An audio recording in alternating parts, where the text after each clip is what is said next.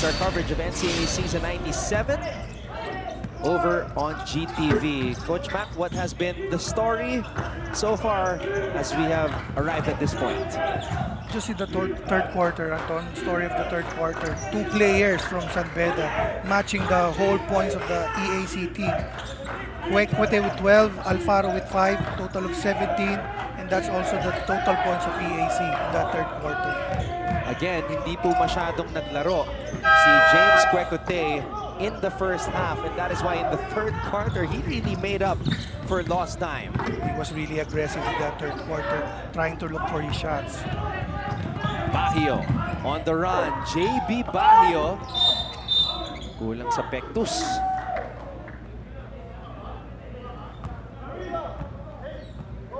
JB Bahio struggling in this game, 0 for 2. And we were talking about him in the pregame. His only points came from the free throw line. JB Bahio in his season 97 debut, 12 points, 8 rebounds, 2 blocks, 1 assist. But siguro he became a marked man after that performance. Maybe Coach Oliver's scouting report is #1, stop JB Bahio.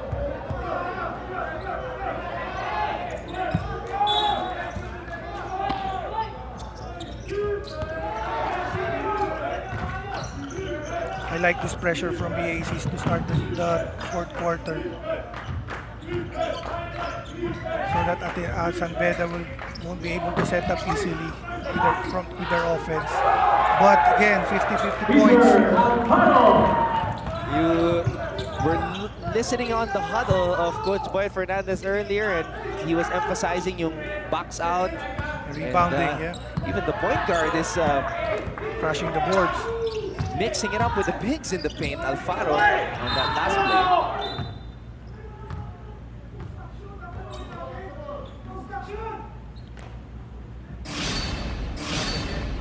Ito, panoorin natin, Coach, si Alfaro.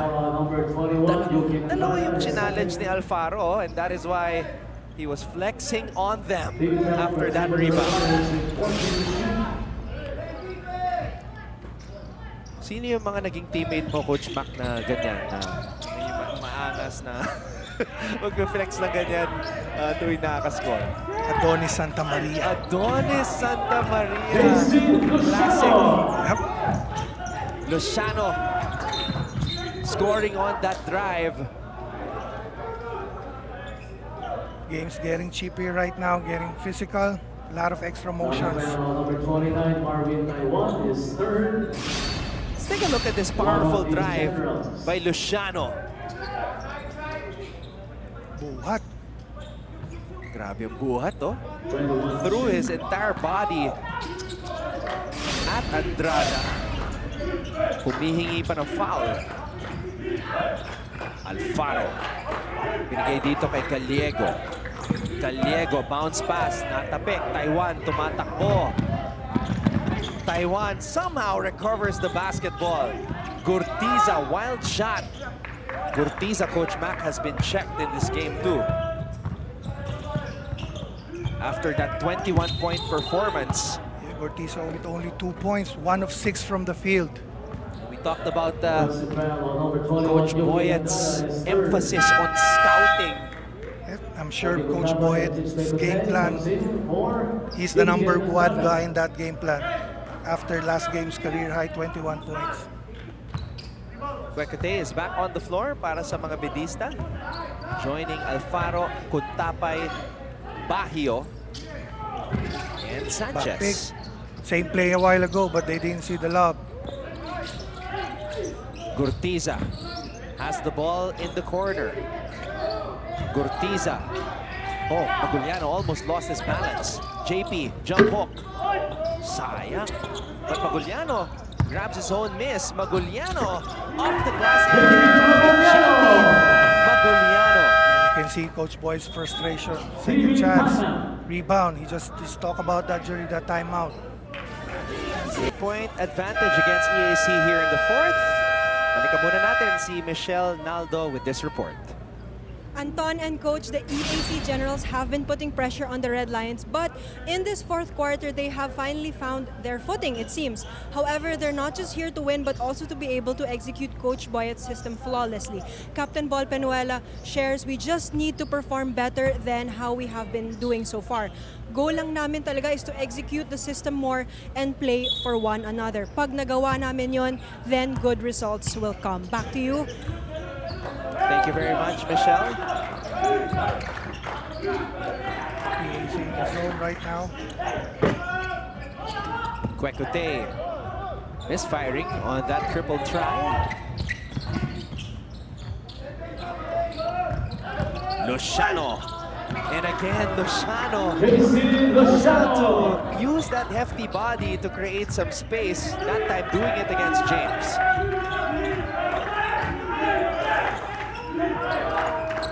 This is Franz Abuda, binigay kay JB Baguio. Nice cut by Guntapa. Yun nga lang. Hindi na-convert. The gimme. Pagkakataon para sa EAC. Luciano, hilingi yung bola. Yun nga lang. Masyadong nagpadali. Ralph Penuela coming in for Peter Alvaro. Luciano was feeling it after that move earlier, so wanted the ball, kaya lang spinning too fast for his own good. Right now, San Beda's dominating the second chance points 13-2. That's why you have that 8-point lead. Kwekute, atake. James Kwekute, power move. Just unable to complete it. Taiwan tumatakbo. Marvin Taiwan! Uh-oh, parang may iniinda na si Marvin Taiwan na he's feeling cramps. Stomping his right foot. I think he took off for that player. He felt that cramp. Penuela, titira mula sa labas. Ralph Penuela. Ralph Penuela, 3 points. Balik sa siyam. Lamang ng San Beda. All right, at this moment, let's go back to Sofia Rodelas for this report on EAC. Thank you so much, Anton. They don't want to repeat their last game mistakes this time. Kaya narinig ko nga kanina sa huddle, sabi ni Coach Oliver, na dahan-dahan lang pero wag lagi umabot sa nauubusan na ng oras. This is definitely a tough match for the Generals as they expected a big game against the Lions. Tinatrabaho pa rin daw ang communication at chemistry, which Coach Oliver feels that they're lacking since they only have an almost 2 months preparation coming for today's game. It's not over yet, ika nga, at they have every minute to count for today's game. Pero alam mo, they have to make every minute worth it against the San Beda Red Lions, and I'm pretty sure they can come up with a game plan. Back to you, Anton and Coach. Coach Mac, before this game, you were explaining the reasons kung bakit natalo ang EAC against Mapua. And yun nga, they don't want the same story to happen all over again. Yes, you can tell kanina, ine-emphasize ni Coach Oliver, wag nagmamadali. Wag tayo nagmamadali. Just like last game, last 7 minutes, they couldn't make a basket already. Robin, binigay ang bola dito kay Taiwan. One shot! Marvin Taiwan, but somehow was able to get that shot to fall. Pwede pa to para sa Generals, down by just 7. But Penuela with a confident-looking jumper. Yung shooting form ni Penuela, parang hirap i-block ng tira niya. He's also big, ha? If you compare him to the other point guards. That's a release point.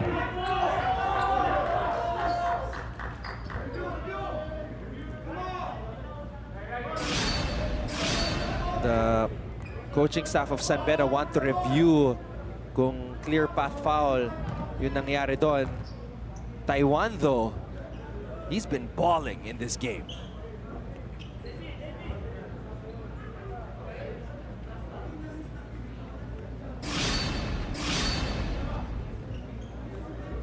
Marvin Taiwan. Ayan, he's hydrating himself kasi kanina nakakaramdam na ng cramps eh. This is the home stretch, Coach Mac. 3 minutes, 36 seconds to go in the fourth. Yes, you gotta go all out here already. Cut the lead down. make a few stops. But the problem with EAC, they're not making stops down here. Ito yung, Number 29, Marvin Taiwan. what do you think, Coach Mac? Was that a clear path? Team foul number 2 for the Generals. There was a guy in front. All right, so the referees reviewed it, and it was the good call. It was not a clear path foul. So regular foul, mananatili ang bola dito sa mga bedista.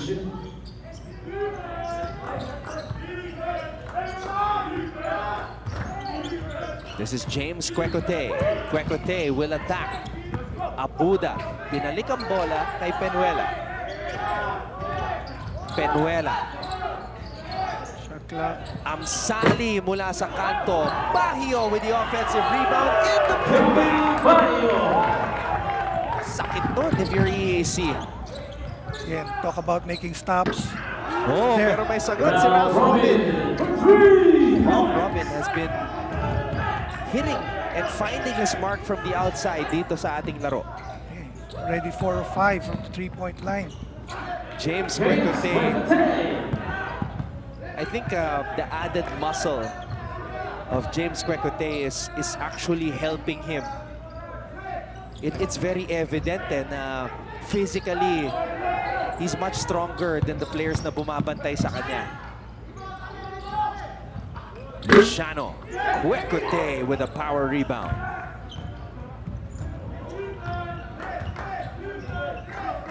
So Beda now trying to use some clock. Quecote leading all Red Lions in scoring with 16 points, most of which scored here in the second half. Abuda. Uy, layong step back para kay France.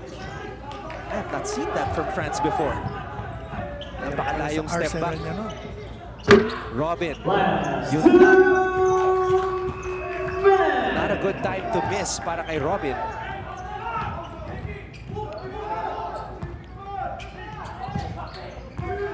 Abuda. You can hear the coaches reverse it.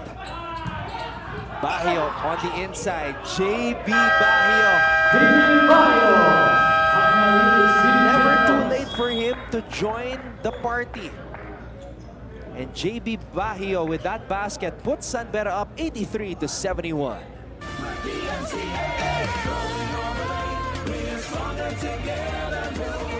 San Beda is on top by 12 with 1 minute and 40 seconds to go. But Coach Boyet Fernandez still coaching, still operating at an intense level.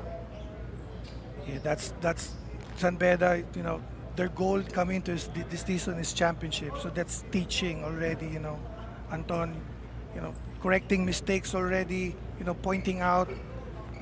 That's what you get from Coach Boyet. Looking up ahead para sa schedule ng San Beda, they play JRU on April 3 and San Sebastian on April 8. That's what's ahead para dito sa kumpara ni Coach Boyet Fernandez. And despite having this 12-point cushion, he wants to make sure that the players still end this game with a bang. EAC, they need to score. 3 seconds to go. Umupo sa ere si Ralph Robin. Umihirit pa ang mga general dito sa laro. And Penuela will milk the clock.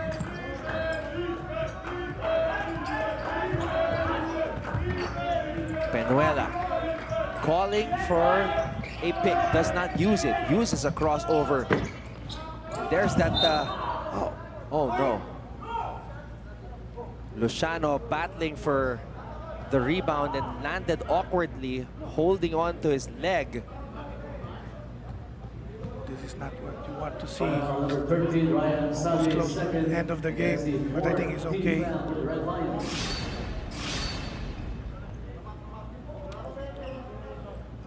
Tamaan ang tuhod.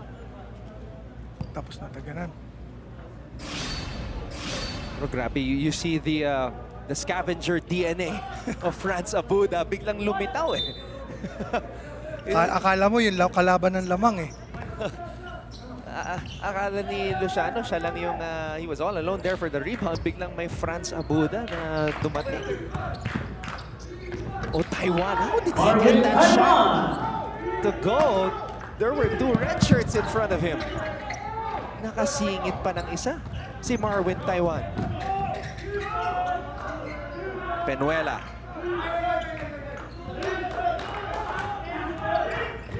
Penuela. Here you can see Coach Boyd's coaching. They're still executing. 38 seconds to go with a 1-ball game. Hey, Marvin that last Taiwan. play was a turnover, not good execution at all from the Red Lions, and it led to a long-range basket from EAC. Di pa tapos to.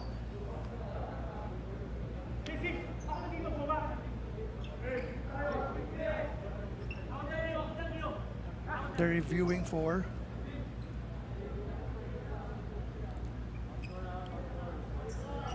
That was a very fast last couple of sequences.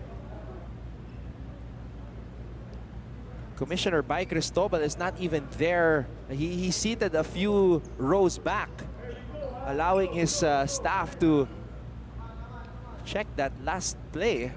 We're not exactly sure kung ano yung pinag-uusapan nila or Yes, what they are reviewing, Coach. Yes, I didn't see it also. I didn't see what they're reviewing. Okay, referee Jaime Rivano is jogging over to the other side. Pakinggan natin yung announcement. The 2-point conversion of Marvin Taiwan is a 3 points. They were reviewing it kung 2 or 3. Laki nun, Coach Mac. Yes. Aguda. 5 na lang. Official score 78 and 83 for the Red Lions. Red Lions are playing with fire right now. Amsali throws it back out to Penuela. Good decision. Penuela looking up at the clock. Penuela tells James to get the ball. This is James Kwekute. Could this be the dagger? And that right there, Is that gonna count? that was like a punch to the liver if you're EAC, because Kwekute forced to a tough shot. Di pa nila nakuha yung rebound. Ngayon ang tanong, Was it good? did Amsali get this shot Still off in his hands. in time? Close. So close, so close. Okay, problema yan. And that's the problem that the staff of Commissioner Bay Cristobal will have to decide upon. They're looking at it very closely.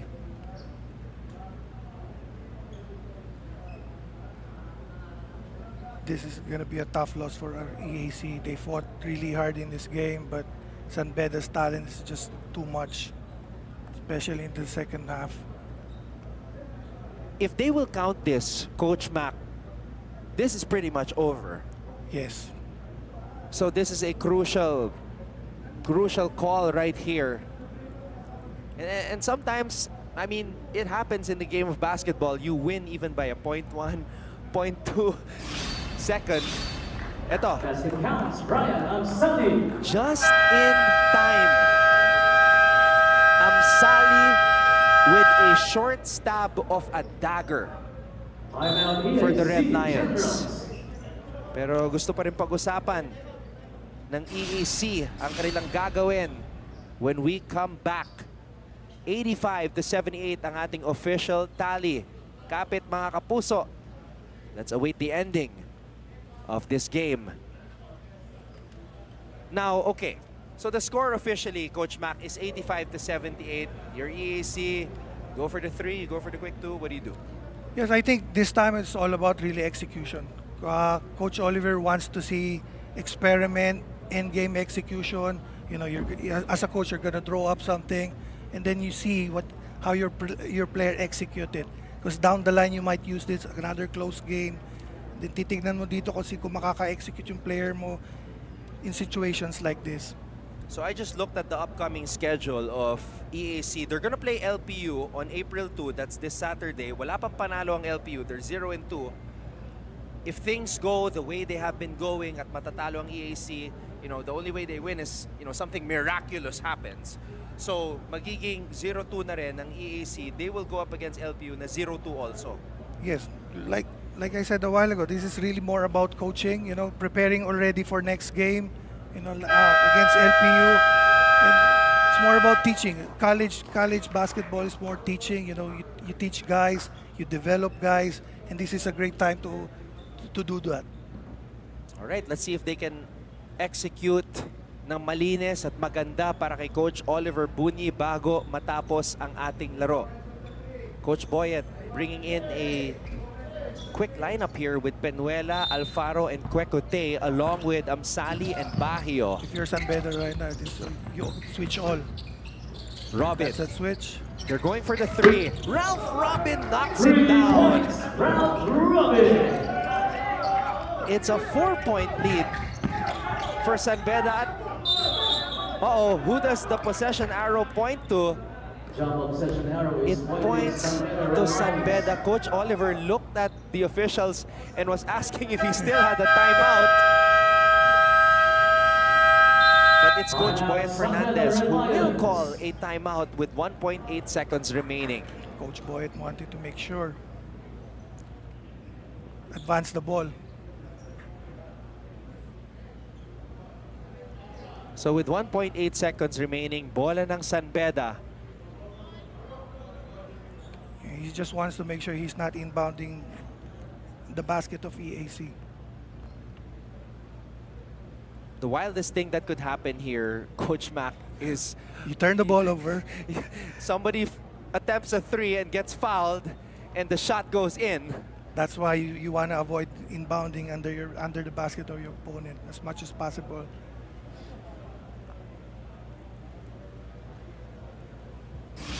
All right, let's take a look at this last sequence right here kung saan nakascore pa si Ralph Robin, who will be added to the list of marked men, marked generals. Dahil itong si Robin, grabe yung kanyang pinakita. Career high, an NCAA career high, 19 points. And that's his 5th triple of the game.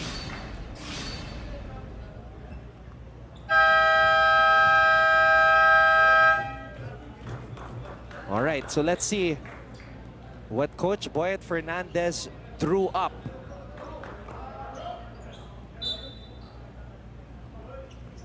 He's got Quecote, Amsali, Abuda, Bahio, and Penuela on the floor.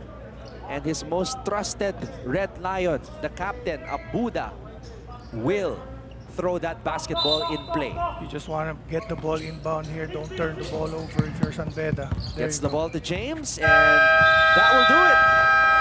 The San Beda Red Lions survive this assault from the EAC Generals, 85 to 81. And more importantly, San Beda improves to 2-0. EAC falls to 0-2. So the rivals, Coach Mac, Letran and San Beda, now tied at the top of the team standings with identical 2-0 win-loss cards. Yes, living up to early season predictions. The two top teams going into this season, Letran Knights and San Beda. Now, what do you think, Coach Mac? You enjoy your first coverage? Yes, I enjoyed some nerves.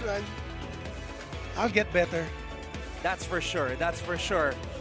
And we're very honored to have you. We have a lot of new members here in the NCAA panel. Yesterday, we had Coach Aris Di Maunahan, who had his analyst debut. Today, we had you, Coach Mac. And in the coming days, nako, Defense Minister, Coach Jericho Diniera, and the Tower of Power, Benji Paras, will be joining us sa ating NCAA broadcast. That's two PBA legends right there. Oh yeah. So exciting times, and you know, we're just very lucky na you're giving us your time to share your knowledge and experience and thoughts, analysis dito para sa mga bata, mga student athletes natin sa NCAA. I just want to thank you also, Anton, for making it easy for me. My first time, and making me enjoy this. It's sort of a homecoming for you and me. I mean, both Lasalians. Alam mo, naalala ko sa'yo, Coach Mac, when I first interviewed you before, I asked you about, you know, your experience as a collegiate basketball player. Sabi mo, ikaw yung tipong player na hindi maangas, pero may angas. Yes. And your teammates, ganun din. At even in life, hindi ako masyadong mag-aangas, pero alam ko na I know what I'm capable, I know what I can do, and dun lang lumalabas yun. And that's sometimes what separates it. What separates the winners and the champions, the great ones. It's that perspective of wanting to be something more and having that confidence to reach your goal. Confidence is everything for a player, you know. Pag wala, once you lose your confidence, it's gonna be really hard for you. All right, we will take a break, and when we come back, or rather, we will stay on. Okay, we will stay on as EAC and San Beda conclude our first NCAA Wednesday, and we're gonna get an interview. I can see JV Gallego. A lot of players stepped up, Coach Mac, but you chose JV Gallego as our player of the game. What did you see from JV today? Yeah, because he started everything in the first half. He was the one coming off the bench and really just provided the energy. And you know, he made it also easy for his teammates, setting them up. You know, he got his, but he also made his teammates better. So yun ang magiging role. I mean, malaking headache ito para sa mga opposing teams, Coach Mac, na malakas na nga yung starting five ng San Beda, and then you have to worry about a dynamic player like JV Gallego coming off the bench to lead the second unit. That's gonna be big for San Beda if you really want to compete for a championship. You know, usually championships, you're 9, 10 deep. And if you have a JV Gallego coming off your bench, instant offense, you know, can make your teammates better. That's huge. All right, once again, the final score, 85-81, San Beda University winning against EAC. And when we come back, we will have that interview with JV Gallego. Don't go away.